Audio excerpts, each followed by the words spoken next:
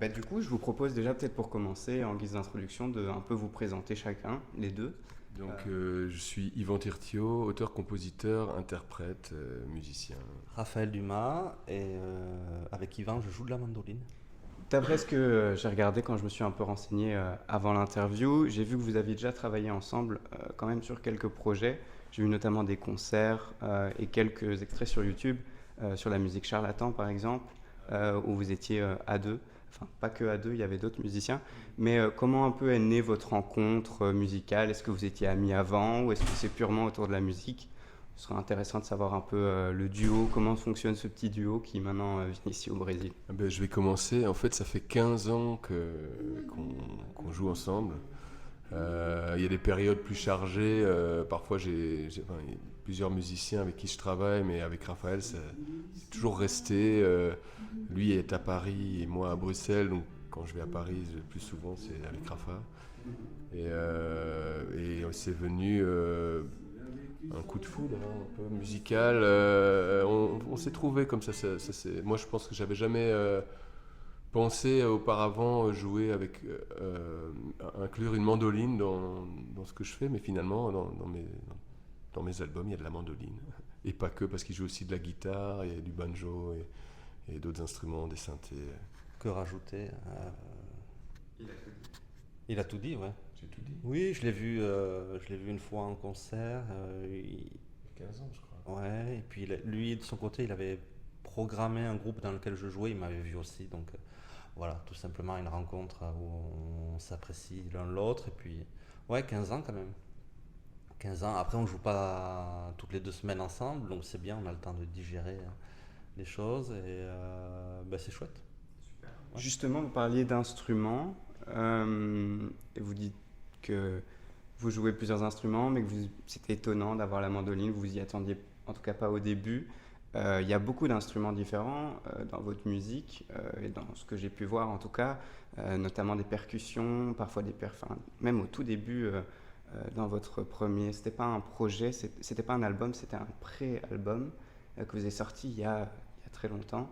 Et oui, j'ai trouvé ça. Et il y a des percussions, notamment cubaines. Plus récemment, il y a aussi des instruments portugais. La mandoline, c'est un instrument d'origine italienne. Donc c'est vraiment, on voit un mélange de cultures et d'instruments qui viennent de partout. Mais on sent quand même aussi une influence du Brésil. Vous utilisez aussi des instruments. J'ai vu un instrument brésilien. Et voilà, donc en quoi cette espèce de symbiose, de mélange de tous ces instruments vous inspire et comment est-ce que c'est venu? Est-ce que c'est par des voyages, des influences, des amis, des connaissances? Mais oui, c'est à peu près ça. C'est-à-dire que moi, la musique, enfin, quand je vais dans un pays, c'est la première chose que je vais chercher. Ça m'influence énormément. Je suis allé au Cap-Vert, en Inde. Et puis, on a travaillé tout un temps avec un musicien brésilien, un percussionniste, Nilo Canella, qui vit en Belgique. Euh, et moi, quelque part, ce que j'essaye de faire, enfin, c'est plutôt enfin, j'ai jamais eu l'intention de refaire de la musique, par exemple, ni brésilienne, ni quoi que ce soit. Euh, enfin, de refaire ça tel quel. Mais ce que j'aime bien, c'est utiliser toutes ces influences et que ça devienne un truc plus personnel. Et finalement, le fil rouge que je trouve là-dedans, ça se passe au niveau du texte. Mais j'aime énormément les arrangements, les instruments. euh, et j'aime utiliser des instruments qu'on n'entend pas forcément à une telle place. Par exemple, la façon qu'a Rafa de jouer de la mandoline, elle n'est pas forcément comme un Italien, un Brésilien en jouerait. Il la traite dans des effets. Euh, voilà, et moi j'aime bien ce genre de détours. Merci beaucoup. Donc vous avez sorti deux albums à titre personnel, donc un en 2014, L'Envol, et un en 2019, donc Oasis.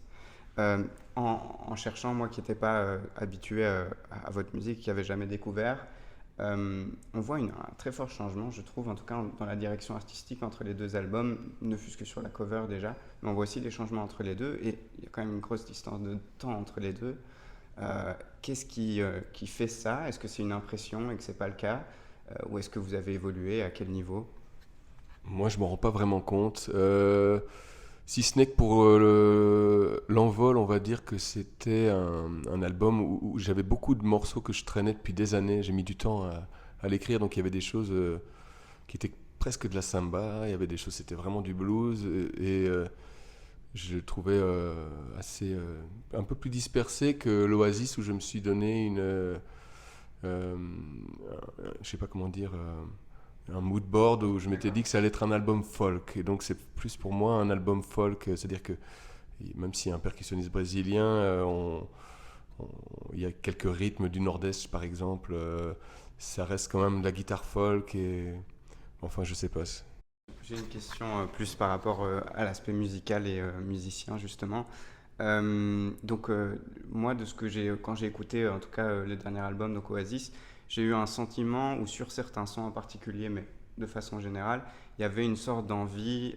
Je sais pas si c'est correct, vous allez me dire non pas du tout, mais moi j'avais l'impression qu'il y avait une sorte d'envie de mettre en avant aussi la musicalité des instruments tout seul et pas avoir que de la voix. Et donc il y a il y a un son, je l'ai plus en tête là le nom, mais on pourra en parler plus tard, où vraiment il n'y a plus de voix pendant très longtemps. Et d'ailleurs, c'est un son où il y a une montée en puissance comme ça d'un instrumental pendant tout.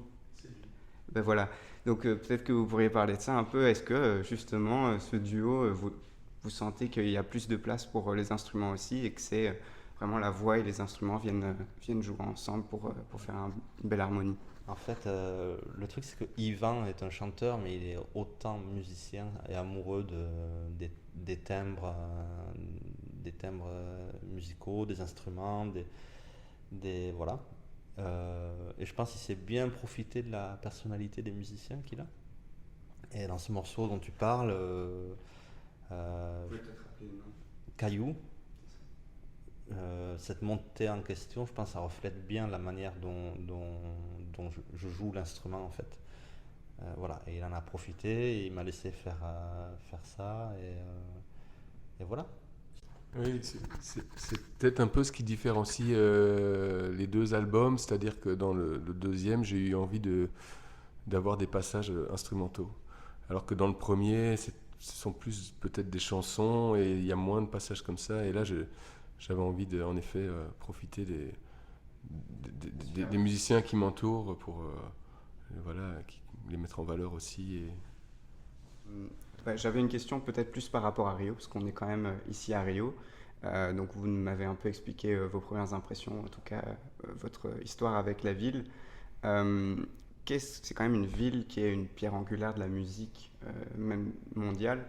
Il y a plein d'artistes qui ont eu soit des inspirations, ou même des grands artistes d'ici, que ce soit des compositeurs ou plutôt même des chanteurs, avec des styles assez particuliers. Mais en quoi toute cette richesse vous a peut-être enrichi dans votre musique, et si vous pouviez un peu parler, parce que vous avez dit qu'il y avait un peu des côtés samba dans votre premier album, est-ce que d'autres inspirations du Brésil, en plus des percussions, vous pourriez peut-être un peu parler de ça? Oui, oui, complètement. En fait, quand je dis samba, c'est une samba qui est digérée, c'est-à-dire que par exemple, dans le premier album, il y a un morceau où on ne perçoit pas du tout que c'est une samba. Il s'appelle Présage. Mais c'en est une parce que c'est une samba sur fond de blues, c'est-à-dire c'est pas du tout une guitare nylon qui va être jouée, mais une guitare folk avec un accordage folk en fait. Mais en fait moi c'est vrai que Rio et la musique brésilienne en général m'a énormément influencé. Par exemple je suis un grand admirateur de Chico Buarque, de Caetano Veloso, Jean Bosco, Milton Nascimento, Gal Costa, et tout ça, c'est quand j'ai voyagé ici, après ce voyage, je ne pouvais plus écouter que ça. Ça m'a tellement parlé, tellement touché, de voir une musique où d'une part, elle est hyper populaire. Hein. Dès qu'on va voir un concert ici, tout le monde chante les paroles. Enfin, et elle est, on en parlait, elle reste instrumentale, c'est-à-dire que c'est hyper vivant, c'est joué, enfin partout, même des amateurs vont la jouer, et vont jouer des chansons que tout le monde connaît. Ça m'a hyper fort touché, et de voir ça, et c'est même ici qu'est née ma vocation en fait, de me dire qu'en fait, étant musicien, j'ai pris le choix de devenir auteur, compositeur, interprète à 100%, et de ne pas me juste enfin, me cantonner à jouer de la guitare, quoi, ou faire du jazz, ou voilà. Mais il y a le choro quand même, vous dites chorigno, c'est ça, qui est énorme. Enfin, pour l'instrument que je joue, la mandoline, il y a un répertoire hyper riche. Après, la musique brésilienne ce qui m'a marqué, encore une fois on en a parlé, c'est que ici les gens aiment encore les instruments de musique. Ce qui donne vachement d'espoir quand on voit un peu les ventes d'albums en France et on a l'impression en France qu'on est un peu un vieux con quand on continue à jouer un instrument acoustique et qu'on fait pas de la prod avec le rap ou de l'électro. Donc quand on voit ce qui se passe ici, je trouve que ça donne pas mal d'espoir. Voilà, pour des gens comme nous qui aimons les instruments, la musique pas assistée par ordinateur. Voilà. Alors ça c'est une question un peu plus délicate, mais dans l'album aussi, plutôt vers la fin, si il me semble bien, il y a quelques, parce qu'on a beaucoup parlé de la musicalité, peut-être un peu moins des paroles et de l'aspect écriture, vous avez, comme vous dites, des influences et on l'entend dans certains, plus dans certains sons que d'autres évidemment, ces notes de Brassens par exemple. Et dans les textes aussi, je trouve qu'il y a aussi un côté dans certains textes où j'ai l'impression qu'il y a parfois une volonté peut-être un peu d'être engagé ou pas de dénoncer, mais de parler de sujets un peu plus... parce que dans la musique brésilienne, on parle aussi beaucoup d'amour, etc. Mais il y a des musiques très engagées. Je pense Chico Buarque a fait quelques sons très très engagés, en tout cas dénonçant la pauvreté. Donc est-ce que c'est une volonté dans votre musique de dénoncer un peu ça ou d'être plus engagé? Mais est-ce que ça fait partie d'une de vos idées quand vous écrivez ou pas du tout? Disons qu'en fait, je pense qu'avec l'âge, en vieillissant, on commence à... Enfin, c'est mon cas. C'est-à-dire qu'il y a des choses, c'est difficile de ne pas avoir envie d'en parler, de pas... C'est-à-dire donc après, pour moi, l'engagement, il peut être multiple. C'est pas forcément ni politique. L'amour, c'est pareil, c'est un engagement aussi. Mais ouais, je pense qu'aujourd'hui, j'ai pas envie de parler pour ne rien dire. Enfin, pour moi, quand je travaille une chanson, je la travaille vraiment beaucoup, énormément au niveau du texte. Et oui, pour moi, c'est important qu'il y ait un fond et qu'elle puisse résonner, qu'il y ait de l'empathie, qui est aussi, enfin, par rapport à tout ce qui se passe. Enfin, on vit une époque tellement absurde parfois que ça me paraît très futile d'écrire des chansons qui n'ont rien à dire.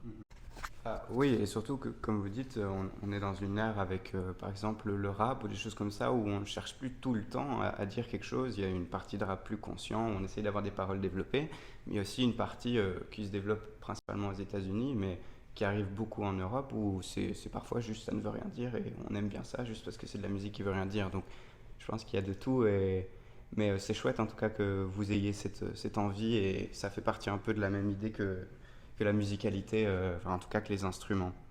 Eh bien non, je n'ai plus de questions pour vous. On a fait le tour. Peut-être que vous voulez faire peut-être un petit peu instant où vous donnez un appel à l'action aux gens, un nouveau projet à écouter, d'autres concerts à venir, quelque chose comme ça. Et simplement de dire de venir nous écouter à Rio, Brasilia, Goiânia et Ouro Preto au Brésil. On est vraiment hyper content d'être ici. C'est un cadeau pour nous. Si quelqu'un nous entend, qui a envie d'organiser une autre tournée au Brésil, on pourra s'arranger, on pourra venir. Voilà. Et si on veut juste vous écouter, c'est mieux d'aller où? Sur YouTube, sur un site? Tout est disponible gratuitement. Aujourd'hui, on peut dire où, c'est presque gratuit, mais sur Spotify, sur YouTube. Évidemment, le mieux, c'est d'acheter encore les disques, mais peu de gens le font. Mais tout est trouvable, voilà, il suffit d'avoir une souris, un ordinateur. Super, je vous remercie beaucoup en tout cas pour l'interview et on mettra évidemment tous les liens dans la description si les gens veulent retrouver.